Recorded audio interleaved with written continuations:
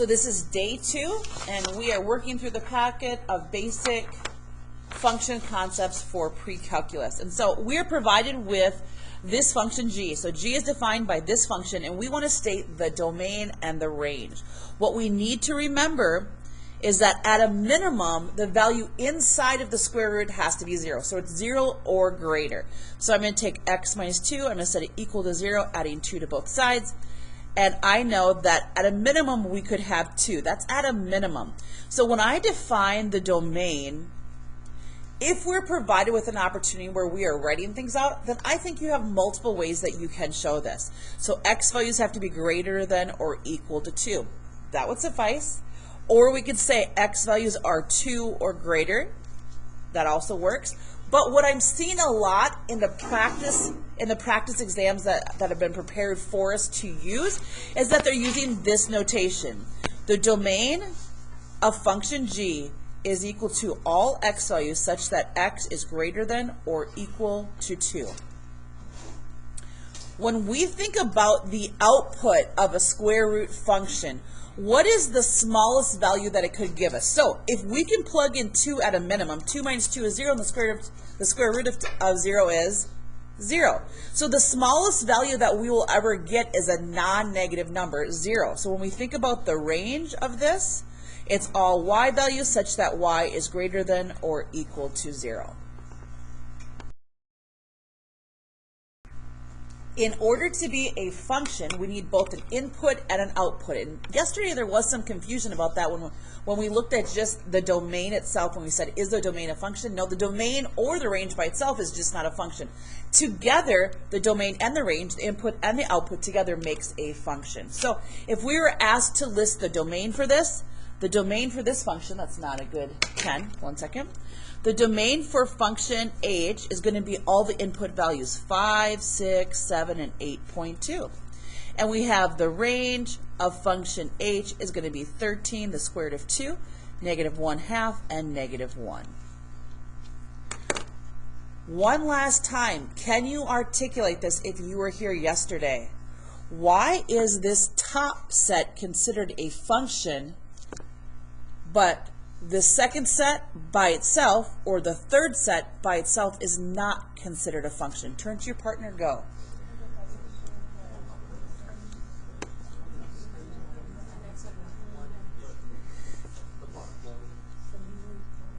So to be a function, you need an input and output, and remember, it has to be a one-to-one case. That means every x is going to map onto a maximum of 1y.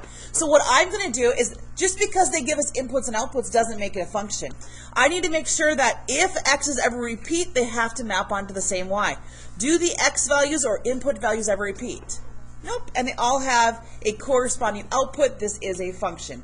But I'm going to give you one that is not a function. So if I say j, and I say, okay, let's go 2 goes to 3, 3 goes to 5, 2 goes to 6, and 7 goes to 4.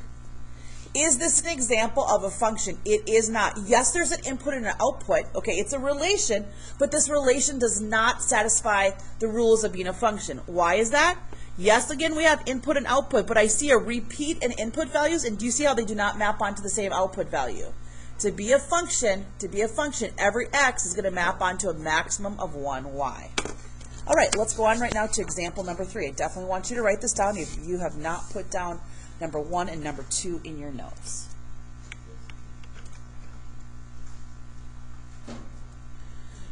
So we are not using a calculator right now, and we want to define what is the domain and the range for this function. What is the domain and the range?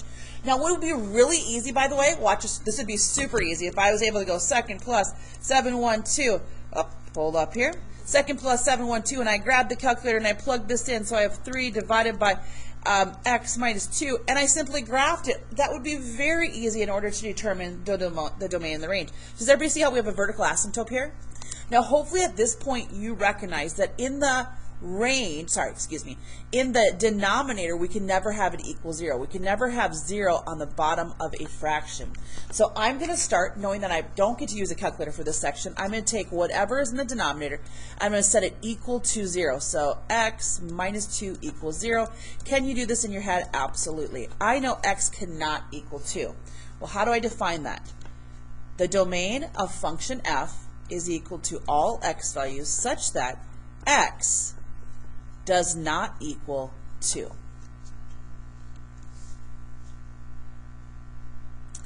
Now, we have some different options about how we're going to determine the range.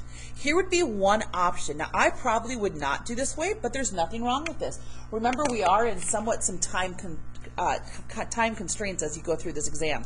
I'm going to go to number 2, so it can't be no 2. I'm going to go to 2, I'm going to make a dotted line, and I'm going to illustrate 2 different ways you could do this. So I know there's a vertical asymptote. There is no output value that's going to correspond to 2. It'd be undefined at that particular value. So what I could do to graph this would be an option.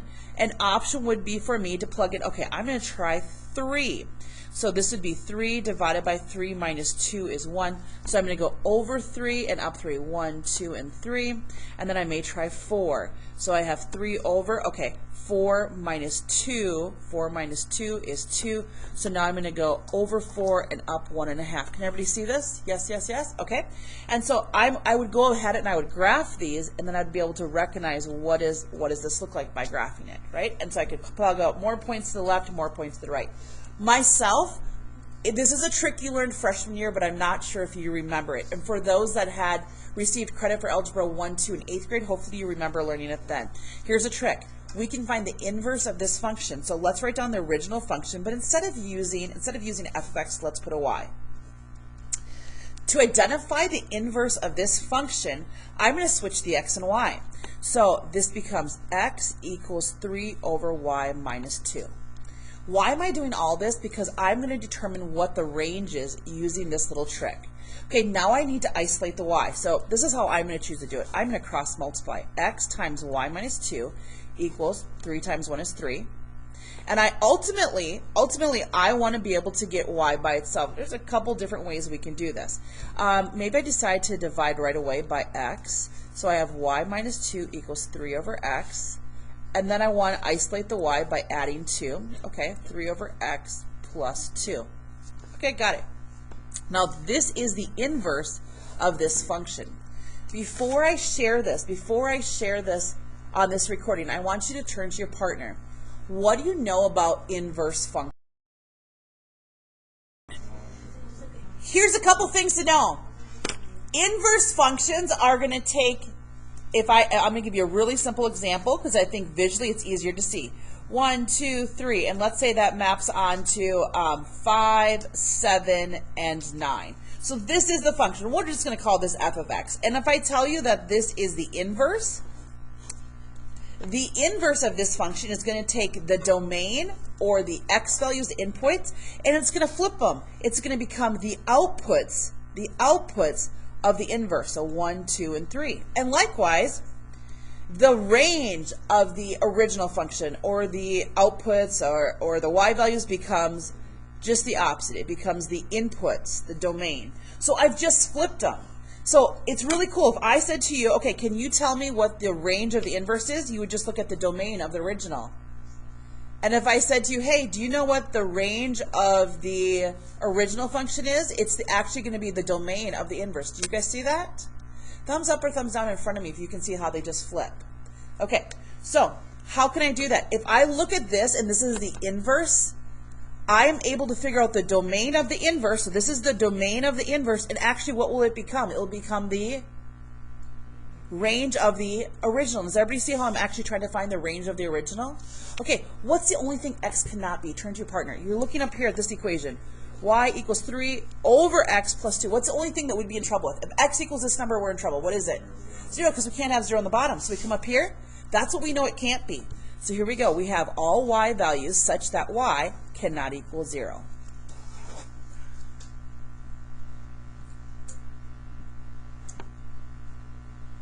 Now, if we went ahead and graphed this, by the way, we'd have seen the exact same thing.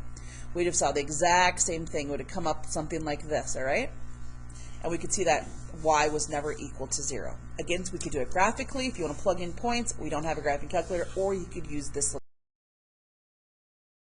Look at example number 4. Now, example number 4, hopefully you remember that when we graph absolute value functions, and this goes back to your 8th and 9th grade years, absolute value functions will always produce a non-negative number. So the output will always be 0 and greater.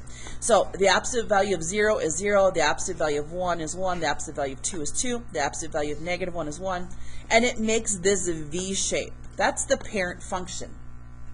If I take this concept and I apply it to this particular problem, do you think based on your previous knowledge, does this shift to the left or does this shift to the right? Just to the left. Make sure all earbuds and cell phones are put away, please. So it goes to the left too. Now if you're like, Miss Bradley, I'm not really sure, well, let's check and see. If I input in -2, -2 plus +2 is 0, the absolute value of 0 is 0. So this is true. And now I just do this exact same thing. I'm going to go up 1 to the left, up 2, over here, and over here. It's the exact same thing. So for this particular function, once I figure out this point, if my only goal is to figure out the domain and the range, I don't have to graph it perfectly. I just need to know where is this point. And after I figure out this point, it's a positive value in front, it's just going to be a V shape going up. So if my only goal is to figure out the domain and range of this function, I'm able to do that. Okay, so the x values are all values. Do you guys see how there's no restraints what I can plug in? So, oh, give me 1 second, please. Hello? Yeah. Great, so sorry about that. Yes, this is all real numbers, but how do we write that? Can everybody write down this capital R with 2 lines? This capital R means all real numbers in math, this capital R. So I can say the domain of f, and I could write down all real numbers. Like there's no problem with that, right? If this is an area where you can write, but if it is a multiple choice test, all real numbers, or maybe you would see something like this. I could plug in any real number. Okay? Again, if you could write this down and you write all real numbers because it's not a multiple choice part, awesome, go for it, right? Then you have multiple ways, but I do want you to recognize this means all real numbers. Now, when we look at absolute value, the output has to be non-negative. That means 0 or greater. So all y such that y is greater than or equal to 0. I want you to try this next one. Remember that when you graph this, it doesn't need to be exact. We just need to know where is the point. We just need to know where is the point, right? Where's the point? Where's it going? All right. Or is that necessary? Here's your problem. You talk with your partner through this. This is your problem. I'm purposely making this harder. And all I care about, I don't care about your graph. Maybe you just have a deeper understanding of this right now. All I care about is can you take this and can you define for me the domain of G and the range of G? I'm going to press pause. Go kiddos, here we go. So for this particular problem, I don't have to graph this. If you're a visual learner and you're like, okay, I want to take 2x minus 5, set it equal to 0. I add 5 to the opposite side, I divide by 2, and I know half of 5 is 2.5. If that helps you, if this helps you to graph it like this, great. I know personally that I'm not limited what I can plug in. I can plug in positives, I can plug in negatives, I can plug in 0. I have no limitations what I can plug into absolute value. So I know that's all real numbers for the domain. I also know that absolute values, I heard a couple groups saying this, only produce answers that are non-negative. You can't just say positive because it could be 0. It's non-negative. So I know that the range will be 0 or above. So all y such that y is greater than or equal to 0. When we look at this very basic, so A and B could be anything right now, and I'm talking with the class that's in front of me if you're watching the recording. What is the possible outcome for this, the output? And the output for this, at a minimum, would be 0, because square root functions, if we're only talking about real numbers, if we're only talking with real numbers, that we can produce, at a minimum, a non-negative number. That means 0 or greater. So if the minimum is 0, what's true? Either A is 0 or B is 0, or maybe they're both 0. Okay, so let's start with this particular problem. I definitely want you to write this one down. Let's say h of x is equal to x minus 2 times x plus 1.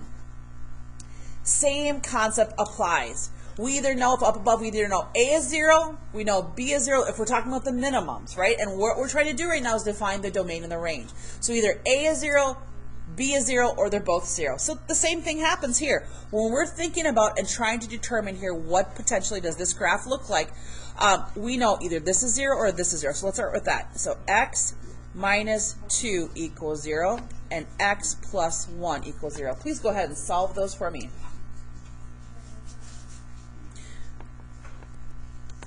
So x equals 2, and x minus 1, x equals negative 1. All right, along with this, I would like you to go to a graph, go to positive 2, make a dot at 0, and negative 1. You're like, well, what else do we do here? So when we graph this, and you think about the outputs of a square root, we already said it's non-negative. That means the outputs non-negative would be this line or above. We're already on that line, so I know the outputs are going to be in the positive range, okay? What I don't know is does this function somehow go in between here, or does it go on the outside? And so what we're going to do is we're just going to take an XY chart. So I'm going to try 3. I plug in 3. Here we go. 3 minus 2 is 1. 3 plus 1 is 4. 4 times 1 is 4. The square root of 4 is 2. So I go over to 3 and I go up 2. That tells me it's like this. Let's do the exact same thing over here. I'm going to try this one. So I'm going to go over to negative 2. Negative 2 minus 2 is a negative 4. Negative 2 plus 1 is a negative 1. A negative 4 times a negative 1 is a 4, and the square root of 4 is a 2. So this is what it looks like. This is what it looks like. So how do we actually define that? In this case, the range is easier than the domain. So I want you to just do me a favor right now. I only want you with your partner, I'm going to press pause right now. I want you to turn to your little group, and I want you to define the range in the next 10 seconds. We're going to go back to what Fabian said. It's non-negative. Can't say positive. It's non-negative. So the range here is 0 or above. So all y values such that y is greater than or equal to 0. Now this is a little bit trickier how we do this one. We have all x values such that, notice here we go, x is going to be less than or equal to negative 1, or x is going to be greater than or equal to positive 2.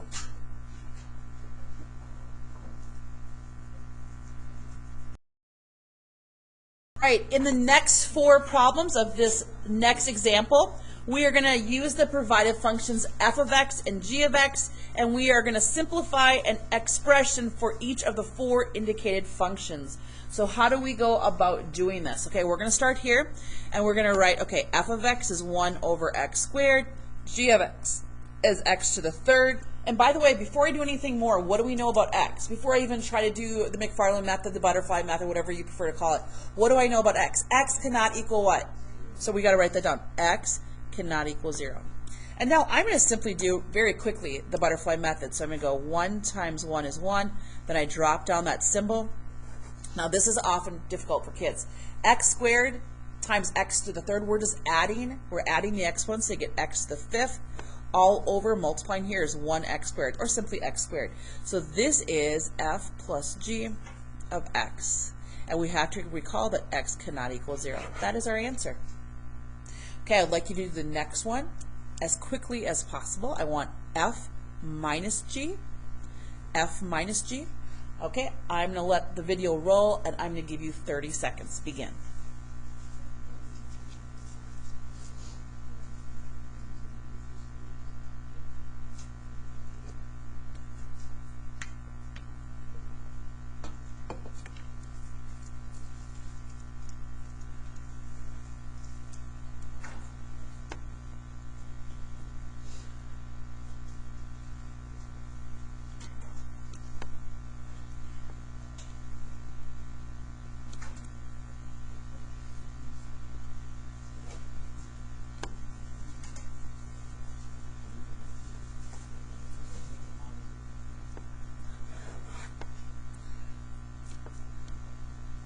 When you're done, you can look up at the screen. If I could have a thumbs up or thumbs down, that'd be helpful. Thumbs up, thumbs down, where we stand. Okay, awesome. Okay, let's move on to the next one. All right, so for this one, and by the way, I just want to add, we have to put this in. We have to acknowledge x cannot equal 0. Let's go on to our next one. So our next one is going to be written as x times g.